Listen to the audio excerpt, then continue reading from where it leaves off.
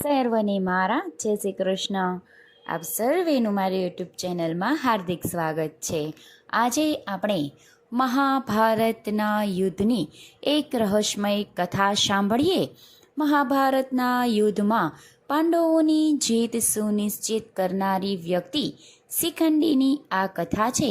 તો વિડીયોને અંત સુધી જરૂરથી જોજો. અને જો ચેનલમાં નવા હોય અને ચેનલને સબસ્ક્રાઈબ ના કરી હોય તો જરૂરથી કરજો. અને જો વિડીયો પસંદ આવે તો તેને લાઈક અને શેર જરૂરથી કરજો. ભીષ્મ પિતામહે દુર્યોધનની ઈચ્છાથી કૌરવોના સેના નાયકોનું તથા પાંડવોના સેના નાયકનું યુદ્ધ કૌશલ્યનું વર્ણન કર્યું. ત્યારે દુર્યોધન બોલ્યા, હે પિતામહ, તમે કહ્યું કે જો શિખંડી ધનુષ્ય બાણ ચઢાવી અને તમારા ઉપર આક્રમણ કરતા ધસી આવે તો પણ તમે એનો વધ નહીં કરો. દુર્યોધને પૂછ્યું કે શા માટે?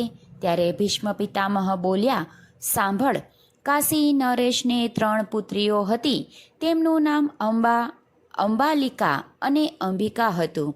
રાજાએ આ 3 કન્યાઓના વિવાહ કરવા સ્વયંવર યોજ્યો હતો અને હું એ સ્વયંવરમાંથી બળપૂર્વક 3 કન્યાઓને મારા ભાઈ વિચિત્રવીર્ય માટે લઈ આવ્યો હતો. તેના માટે ઘણા રાજાઓ સાથે મહાભયંકર યુદ્ધ પણ કરવા પડ્યા હતા. ખાસ કરી અને શોંભ દેશના મહારાજા સાલ્વ સાથે પણ ભયંકર યુદ્ધ કરવું પડ્યું. અને તેમાંથી બહાર નીકળી 3 બહેનોને લઈ વિચિત્રવીર્ય સાથે વિવાહ કરવા લઈ આવ્યો. એ 3 બહેનોના વિવાહ માટે શુભ મુહૂર્ત જોઈ દિવસ નક્કી કર્યો. ત્યારે એ 3 બહેનોમાંથી અંબાએ કહ્યું કે હું તો પહેલેથી જ શૈલ નરેશ સાલ્વને મારો પતિ માની ચૂકી છું અને તેઓ મને પત્ની તરીકે સ્વીકારી ચૂક્યા છે. આથી મારા ઉપર કૃપા કરો અને મને સાલ્વના રાજા સાથે પહોંચાડી દો. અને વચન સાંભળી અને મેં માન સહિત અંબાને સાલ્વ રાજાને ત્યાં લઈ જઈ અને સોંપી દીધી. સાલ્વ રાજાનો તિરસ્કાર. મહારાજા સાલ્વે અંબાને જોઈને અહીં આવવાનું કારણ પૂછ્યું. ત્યારે અંબાએ કહ્યું કે હે રાજન, મારી 2 નાની બહેનની તો ભીષ્મે પોતાના ભાઈ વિચિત્રવીર્ય સાથે વિવાહ કરવા લઈ આવ્યા છે. પણ જ્યારે મેં તેમને કહ્યું કે હું તો શૈલ નરેશને વરી ચૂકી છું, આથી તેમને મને માન સાથે તમારી પાસે લાવી દીધી છે. હવે તમે કૃપા કરી અને શાસ્ત્રીય વિધિથી વિવાહ કરી અને મને પોતાની પત્ની બનાવવાની કૃપા કરો. ત્યારે રાજા અતિ ક્રોધથી ધ્રુજી ઉઠ્યા અને બોલ્યા કે હે સુંદરી, હું તમને મારી પત્નીના રૂપમાં સ્વીકારી શકતો નથી, કારણ કે ભીષ્મએ તમારું બળપૂર્વક અપહરણ કરેલ છે અને પોતાની પાસે રાખી હોવાથી હવે જ ત્યાં જ પાછી જા અને મારી સાથે લગ્ન જોવાના સપના જોવાનું બંધ કર. ત્યારે અંબાએ સાલ્વને ખૂબ જ સમજાવી અને અપહરણમાં તારો શું દોષ છે? મારું અપહરણ તો દોષપૂર્વક કરવામાં આવ્યું હતું.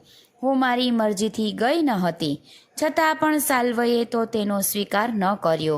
આખરે અંબા દુઃખરૂપી દાવાનળમાં બળતા ફરી ભીષ્મ પાસે આવી અને જ્યારે વિચિત્રવીર્યને તેની સાથે લગ્ન કરવાનું કહ્યું ત્યારે પણ એને પણ ઇનકાર કરતા કહ્યું કે જે સ્ત્રી એકવાર પણ પુરુષને પોતાના મનથી પતિ માની ચૂકી હોય તેને હું કઈ રીતે સ્વીકાર કરું? અશક્ય છે. હે દુર્યોધન, ત્યાર પછી અંબા મારી પાસે આવી અને વિનવવા લાગી, કહેવા લાગી કે હે ભીષ્મ, તમે મને સ્વયંવરમાંથી બળપૂર્વક ઉઠાવી લાવ્યા છો. જો ન લાવ્યા હોત તો હું કોઈ રાજાની પટરાણી અવશ્ય બની હોત. હવે તમારે જ મારી સાથે લગ્ન કરવા પડશે. ત્યારે ભીષ્મ પિતામહે કહ્યું કે હે અંબા, મેં તો આજીવન બ્રહ્મચર્યનું વ્રત પાલન કરવાની પ્રતિજ્ઞા લીધી છે. હું તારી સાથે કઈ રીતે વિવાહ કરી શકું? ત્યારે અંબા કટાક્ષ કરતી બોલી, તો પછી શું કુંવારી કન્યાઓના અપહરણ કરી લાવવાની પ્રતિજ્ઞામાં છૂટ છે? અંબાની પ્રતિજ્ઞા. ત્યાર પછી અંબાએ અત્યંત દુઃખી થઈ અને મારો વધ કરવાની પ્રતિજ્ઞા કરી. હાથમાં ગંગાજળ તુલસીપત્ર લઈ અને પોતાના ઈષ્ટદેવને સાક્ષી બનાવી શપથ લીધા કે ભીષ્મને કારણે જ મારા આ વિપત્તિ સહન કરવી પડી છે. આથી હું તેનો વિનાશ કરી અને જંપીશ.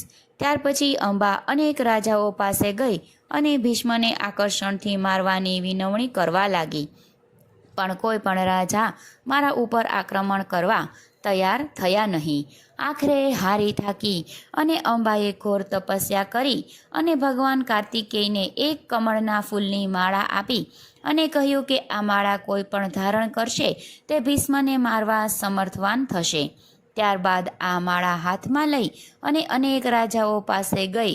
કોઈએ માળા પહેરવાની તૈયાર ન થયું. પરશુરામનો સહારો લઈ અંતે દ્રુપદ રાજા પાસે આવી તેમને પણ માળા પહેરવાની ના પાડી.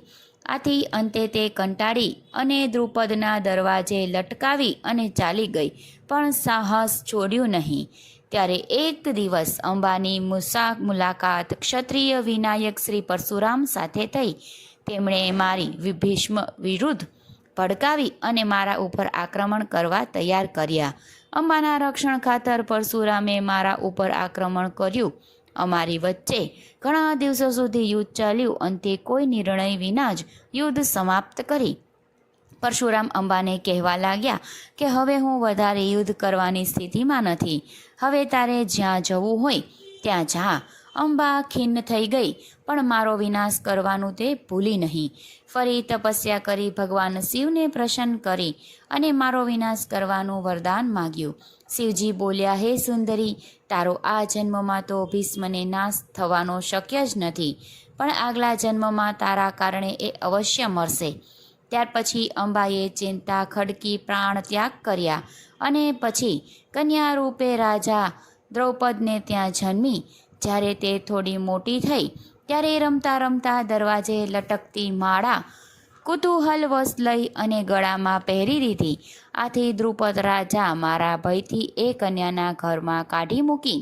ત્યારે આ કન્યાએ કઠોર તપસ્યા કરી અને તે સમજતી હતી કે એક આત્મચારી સાથે બદલો લેવો, મારે બીજા પુરુષનો સહારો લેવો વ્યર્થ છે. જ્યાં સુધી સ્ત્રીનું શરીર તેની પાસે છે તે શત્રુને મારી શકતી નથી.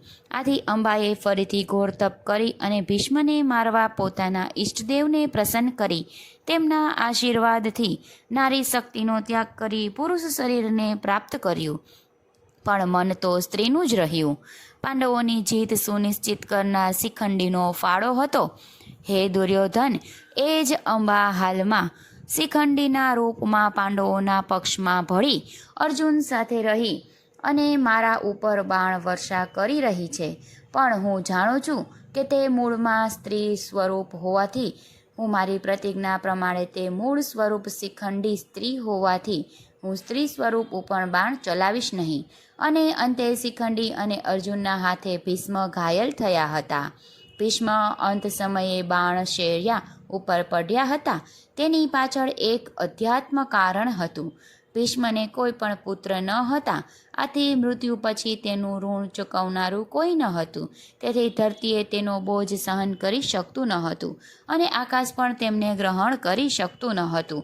તેથી તેને પુત્ર અર્જુનને કહ્યું કે તમે મને બાણથી વીંધી નાખો, તો હવે એવું કરો કે હું ન તો આકાશમાં રહું કે ન તો ધરતી ઉપર. આ વચન સ્વીકારી અર્જુન બાણોની શૈયા બનાવી અને તેની ઉપર તેમને સુવડાવી દીધા.